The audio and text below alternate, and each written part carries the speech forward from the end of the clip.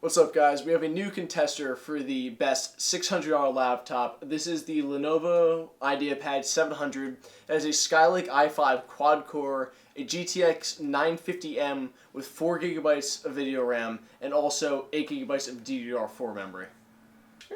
This is TN, right? No, it's IPS. 1080p IPS. That's a big thing. That's a big thing. Okay. Alright, so first impression on this laptop, the display is beautiful. So this is a 1080p IPS, which is almost unheard of in this price range. So it's not the best quality IPS, but it's IPS. But it's very nice. It's a good matte display. Right off the bat, you can tell that it is an HDD. And it's pretty archaic. It moves slow. The boot up time was pretty long. There are some little hiccups here and there, but a big thing for this laptop is we're going to open it up and see if you can install like an M.2 SSD in there, which would make it really, really quick and an absolutely amazing package overall. Yeah, that's an M.2. Yeah, good eye. That is an M.2. So yeah, because here's the mounting points.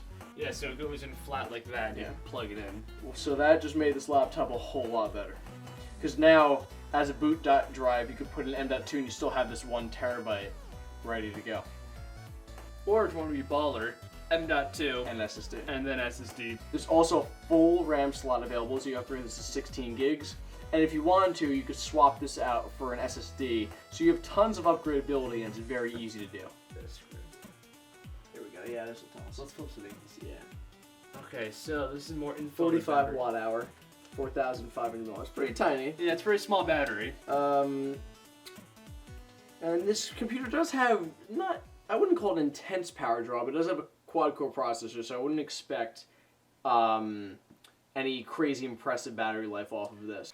So as expected, the battery life is not a strong suit of this laptop. It's just over 3 hours. And when it comes to the cooling of this laptop, because that could be another potential handicap, I ran a stress test benchmark and I found essentially 0 thermal throttling. It was able to maintain a steady FPS throughout the entire benchmark, so that is very promising.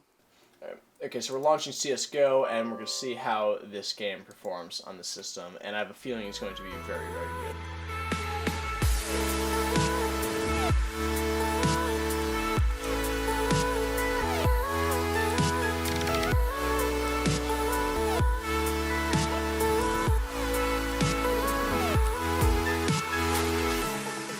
Okay, so we've been playing CSGO for a few minutes. Initial impressions are fantastic. It's been running around 100 frames per second consistently. I've never felt lag at all throughout the gameplay, so that's really awesome.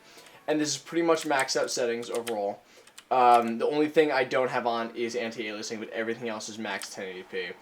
The only thing I do notice with this is there's a little bit of screen tearing, but that's not a fault of the machine, really. Some games have that, some don't. You could always turn on VSync to get rid of that. So I wouldn't sweat that at all, but overall it's a very playable experience, and for the price you're paying, you can't really beat it.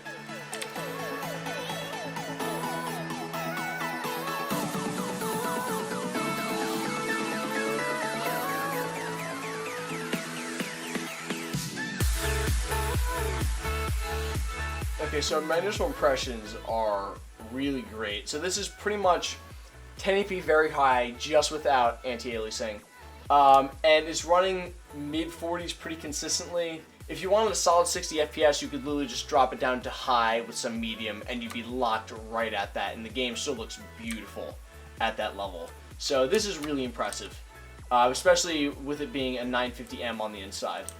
So very great first impressions. And when you think about this, even though GTA is getting older, it's still a very demanding game on the resource end. So this is very impressive.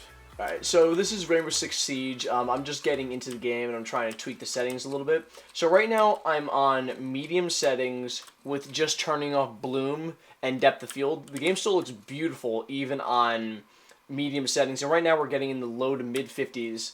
I tried high, but that was a little bit too much. It was running around 40, which is decent, but for an FPS you do want like a good solid around 60, because it will put you at a disadvantage compared to other players that are playing at that level.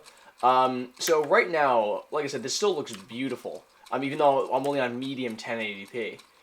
So I might try low and see how that looks, so I can try and get that smooth 60 FPS. Okay, so now I turned the game down to low settings, 1080p. It still looks beautiful. I'm noticing very little change from low to high, which is shocking, to be completely honest. Right now we're in the high 60s.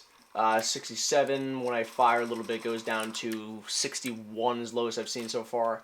So this is very playable. This is exactly where you want to be. For like this laptop, I think 1080p low is a great place to be. And it looks fantastic. I see no jagged edges on anything, and everything looks really good. The gameplay is very fluent, like no hiccups.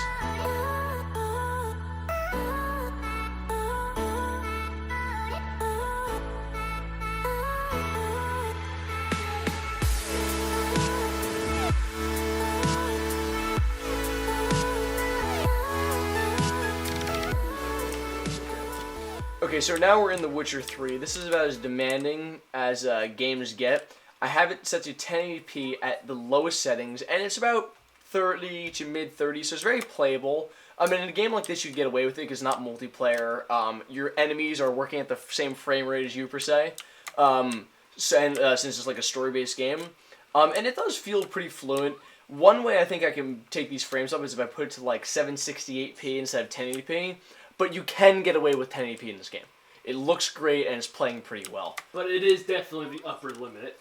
Absolutely. But this is the upper limit of games as well. So you know that if you could run this at 30 FPS, you could pretty much run anything. Okay, so now I put the game down to 768p and we're in the mid-50s. So this is really, really great performance. It does look much worse, I'm not gonna lie. That's like a little bit over half the resolution of 1080p when you think about pixels-wise.